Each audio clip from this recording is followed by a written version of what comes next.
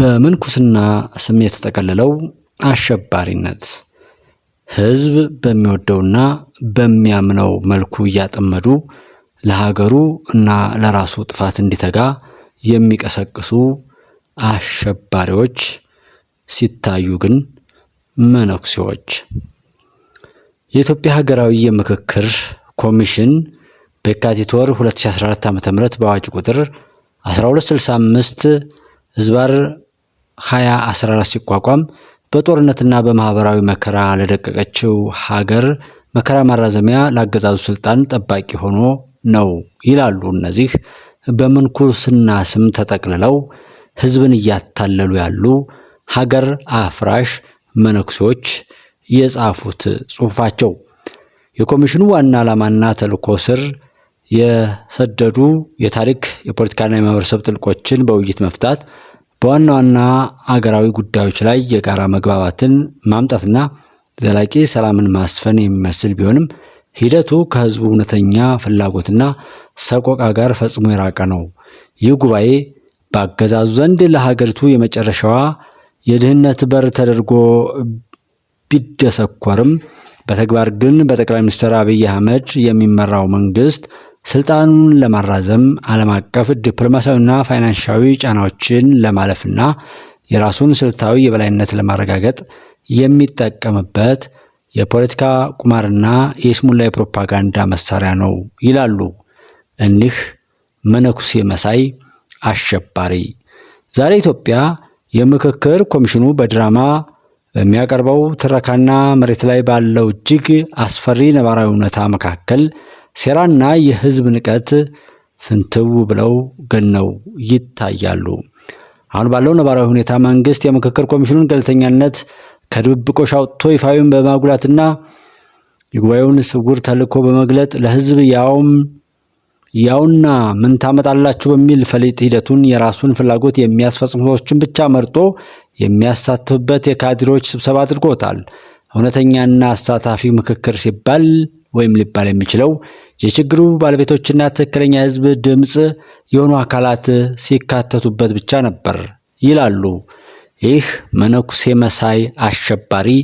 የኢትዮጵያ ህዝብ በጋራ ለጋራ ችግራቸው መፍትሄ ለመፈለግ አብረው ተሰባስበው ከ4000 እስከ 7000 ሆነው የሚመክሩበትን የመመካከርን የስምምነት አውድ ለማራከስ የሞከረው ሽብርተኛ መነኩሴ።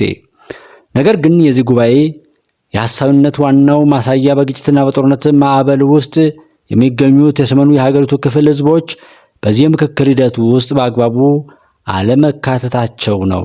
እጅግ ከፍተኛ ስቃይ፣ መፈናቀልና ሰቆቃን እያስተናገዱ ያሉ አካባቢዎች እንዲሁም ክፍለ ሀገሮችን በገጠር የሚኖረውን ህዝብ ድምፅ ሙሉ በሙሉ ሳያካትቱ እንዲሁም ያኮረፉና በግጭት መካከል የሚገኙ ወገኖችን እውነተኛ ተሳትፎ ሳያረጋግጡ የሚደረግ ማንኛውም ምክክር ነባሩን ችግር ከመፍታት ይልቅ ይበልጥ ማባባሱ የማይቀር ነው ይላል ይህ መነኩሴ መስሎ የሚታየው ሰይጣን ወይም የጥፋት መሪ። ከዚህም በላይ በመንግስት በኩል ስልታዊ ጥቃትና ሁለንተናዊ ጫና እየደረሰባት ያለችው ታሪካዊቷ ኢትዮጵያ ኦርቶዶክስ ተዋሕዶ ቤተክርስቲያንና ሌሎችም ድምፅ አልባ የተደረጉ ወገኖች በዚህ ሂደት ውስጥ ትክክለኛ ውክልና አልተሰጣቸውም። ምክክር ብሎ ያቀረባቸው ሰዎች ሁሉ ከሁሉም አባቶች ሆነው የተውጣጡ ሳይሆን የብልጽግና አመራርና የስርዓቱ ተጠቃሚ የሆኑ ብቻ ናቸው። እንደሚታወቀው በአሁኑ ሰዓት ቅድስት ቤተክርስቲያን ግፍ እየተደረገባት ሲሆን አሁን ምክክሩ ላይ ያየናቸው የሃይማኖት አባት ተወካይ ሆነው የቀረቡት ከአገዛዙ ጋር ሆነው የችግሯ መንስኤ የነበሩትና አሁንም እየሆኑ ያሉት ናቸው ይላሉ።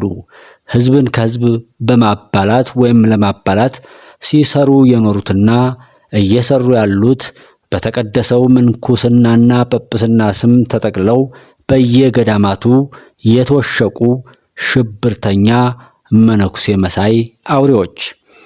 ይህ የሚያሳየው አገዛዙ ቤተክርስቲያንን ምን ያህል እንዳቃላትና እንደናቃት ነው። የበርካታ ሚሊዮኖችን ህዝብ መንፈሳዊና ማህበራዊ ህይወት የምትመራውና ሀገራዊ አንድነትን ስትጠብቅ የኖረችው ይህች ታላቅ ተቋም በመንግስት አካሄድ ባለመስማማቷና በምክክሩ አለመካተቷ ሂደቱ የህዝብን እውነተኛ ድምፅ እንደማይወክል ፍጹም ማሳያ ነው። ይልቁንም በመንግስት መዋቅር የተመለመሉ የገዢውን ፓርቲ ብልሹ የሆነ የፖለቲካ መስመር የማይቃወሙ አድርባይና ጥቅመኛ አካላት ብቻ እንዲሳተፉ በማድረግ ሂደቱ መንግስት ራሱ አጀንዳ ቀርጾ ራሱ ተሳታፊ መርጦና ራሱ አጽድቆ ምክክር አካሄድኩ የሚልበት የስሙላ ቲያትር ነው ይላሉ እኒህ በምንኩስና ተሸፍነው የመጡ አሸባሪ ሰው።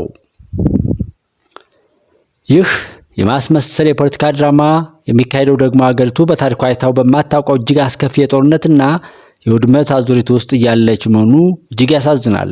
ሀገራችን እነዚህ ሰዎች እጅ ላይ መውደቋ እንቅልፍ ይነሳል። በአሁኑ ሰዓት አብይ አህመድ በሰሜኑ የሀገሪቱ ክፍል እያካሄደ ያለው ግልጽ ጦርነት የሀገሪቱን ማህበራዊ መዋቅር ፈጽሞ እያፈራረሰ ይገኛል። ወደ ስልጣን ከመጣብን ጀምሮ ህዝብ ላይ የሚወርደው ከባድ መሳሪያ የድሮን ጥቃት፣ የከተሞች መከበብና የንጹሃን ዜጎች እልቂት ሀገሪቱን ወደማትወጣበት የደም ገንዳ ውስጥ ከቷታል።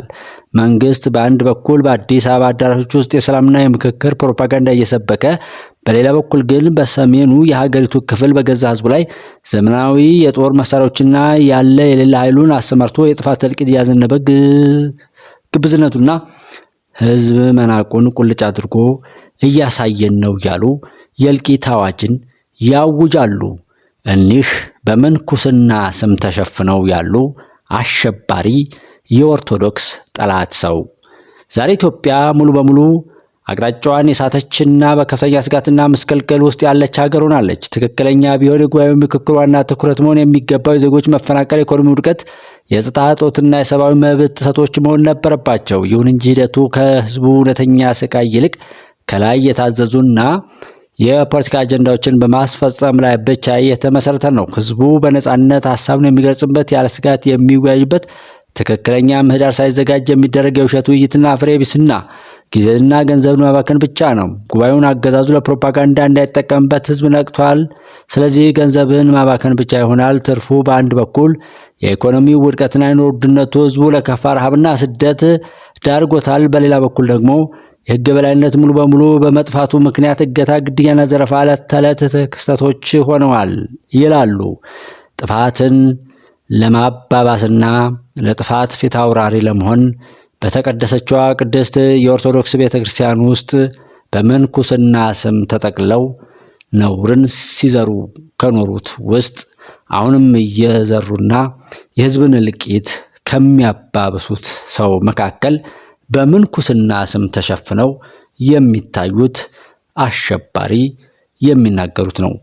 በዚህ አይነቱ እጅግ አሳፋሪ ወይም አስፈሪ ነባራዊ ሁኔታ ውስጥ ሆኖ ስለ ብሔራዊ ምክክር ማውራት የህዝብን በደልና ቁስል መሳለቂያ ማድረግ ነው። የአብይ አህመድ መንግስት የህዝብ መከራ ለዓለም አቀፉ ማህበረሰብና ለለጋሽ ድርጅቶች እያማከር ነው፣ የዲሞክራሲ ስርዓት እየገነባን ነው በሚል የውሸት ገጽታ ለመሸጥና የገንዘብ እርዳታ ማግኛ ዲፕሎማሲ ጋሻ አድርጎ እየተጠቀመበት ይገኛል። ይህ አይነቱ የማስመሰልና የፕሮፓጋንዳ ፖለቲካ ኢትዮጵያን መከራ የሚያራዝምና ሀገሪቱን ወደ ፍጹም መበታተን የሚወስድ እንጂ ፈጽሞ እውነተኛ ሰላምን ሊያመጣ የሚችል አይደለም ይላሉ።